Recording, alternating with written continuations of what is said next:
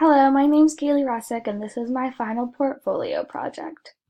The first project that we did, we created an avatar, which is an animated character that can be a human, an animal, it can pertain to a certain job.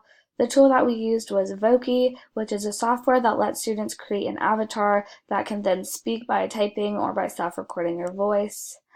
And if you use this QR code, it will take you to a link where this avatar that I created discusses what I learned.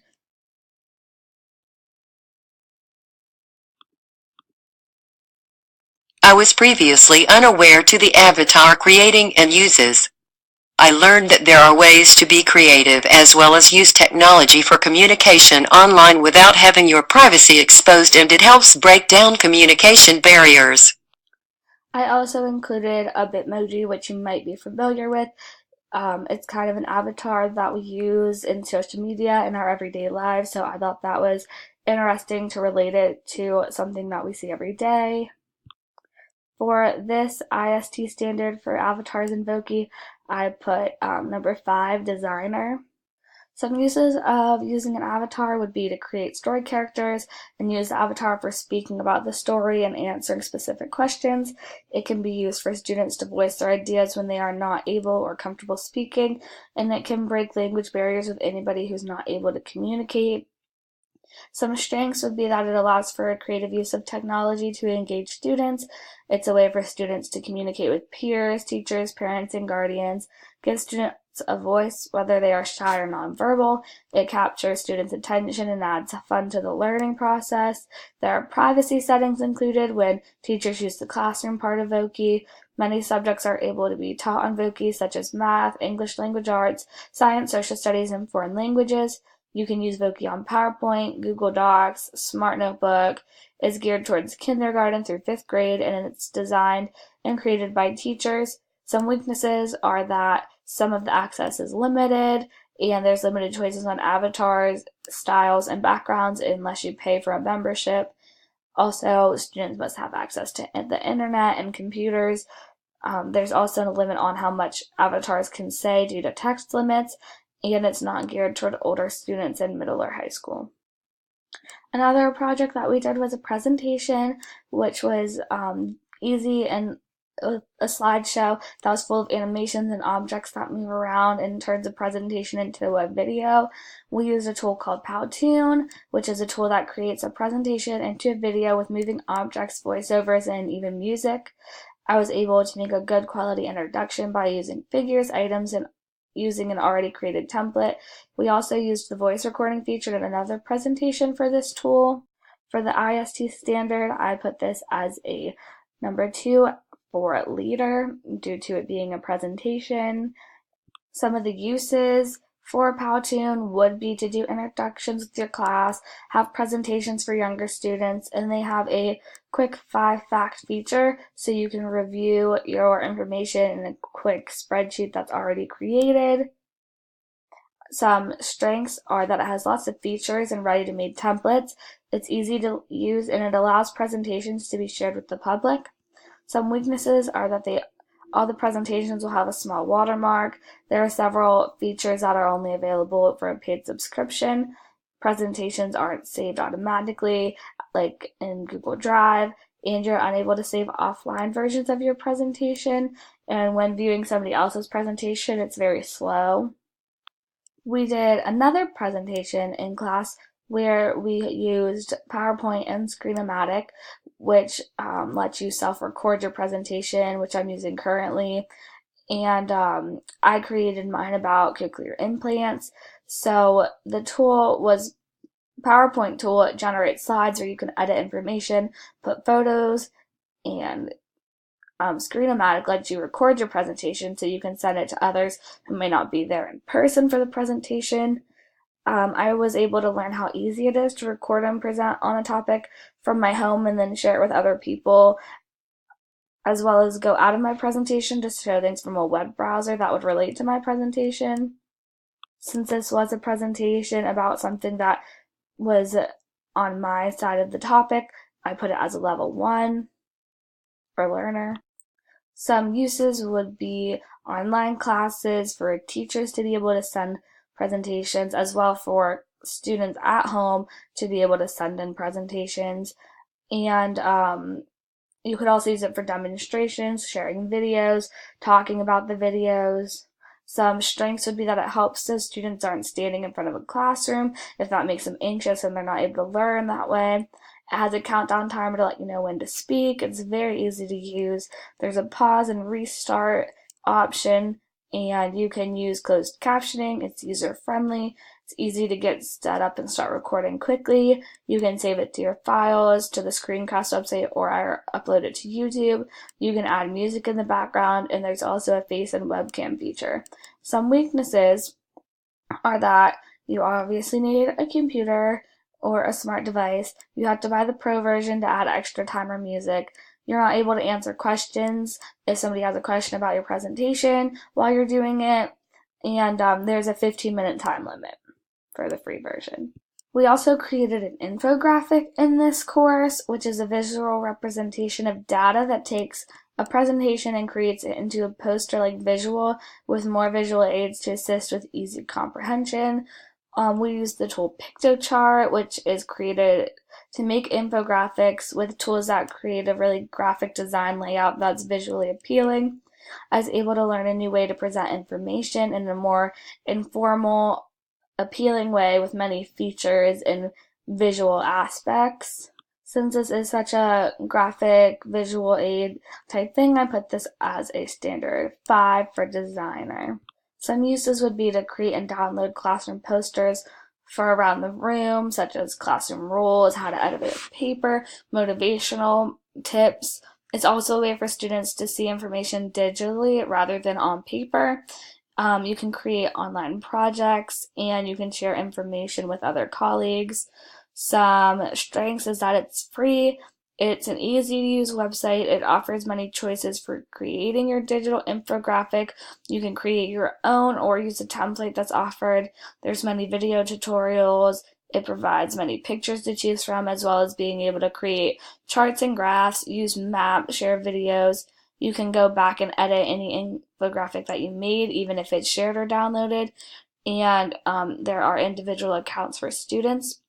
Some weaknesses is that the Pro version costs a lot of money for unlocking special effects and color schemes, and teachers can only see students' accounts if provided with student login information.